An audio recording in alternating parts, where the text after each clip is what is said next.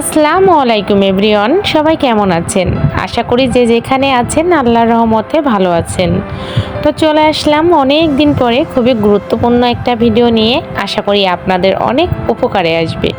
তো দেখতে পাচ্ছেন শুকনো লইটা শুটকি নিয়ে বসে পড়েছি। লইটা শুটকিটা খেতে পছন্দ করেন না এমন মানুষ কিন্তু খুব কমই পাওয়া যাবে। আবার অনেকে যারা খেতে চান না তারা বলেন যে কেমন জানি গন্ধ আসে, তার জন্য তারা খান না। তো আজকে আমি আপনাদের সাথে শেয়ার করব লইটা মাছ কত সুন্দর, কত সহজে কেটে ফেলা যায় এবং গন্ধ দূর করে রান্না করা যায়। তো দেখতে পাচ্ছেন আমি লইটা মাছ নিয়ে বসে পড়েছি। তো এখন আমি এটা সুন্দর করে কেটে নিব।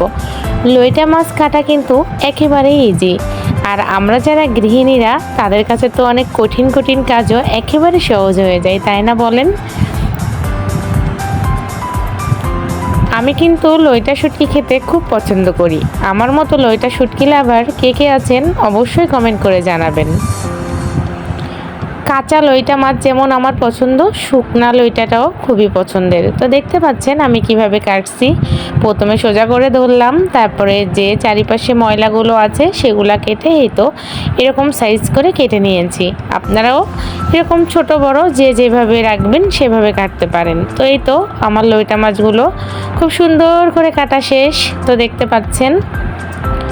ও হ্যাঁ, একটা কথা তো বলাই হয়নি, আমার ভিডিও যদি আপনাদের একটু ভালো লেগে থাকে তাহলে প্লিজ একটা লাইক দিয়ে দিবেন। আর যারা এখনও সাবস্ক্রাইব করেননি তারা সাবস্ক্রাইব করে পাশে থাকবেন। আর লইটা মাছ রান্না করতে আমার যে উপকরণগুলো লাগবে সেগুলো এখানে রেডি আছে। দেখতে পাচ্ছেন কাঁচামরিচ, পেঁয়াজ, রসুন, আলু কুচি। আলু না দিলে কেন জানি আমার কাছে ভালো লাগে না। তো এখন আমি এটা ঠান্ডা পানি দিয়ে ধুয়ে নেব।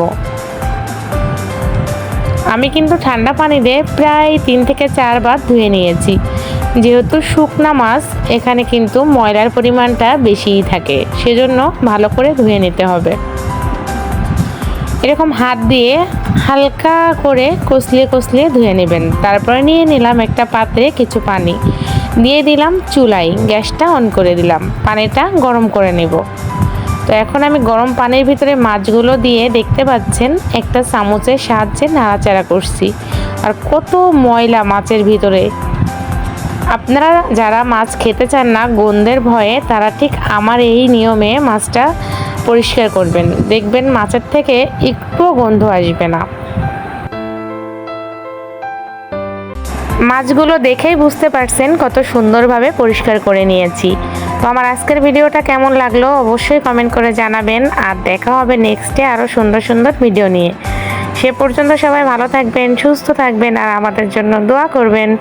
আসসালামু আলাইকুম।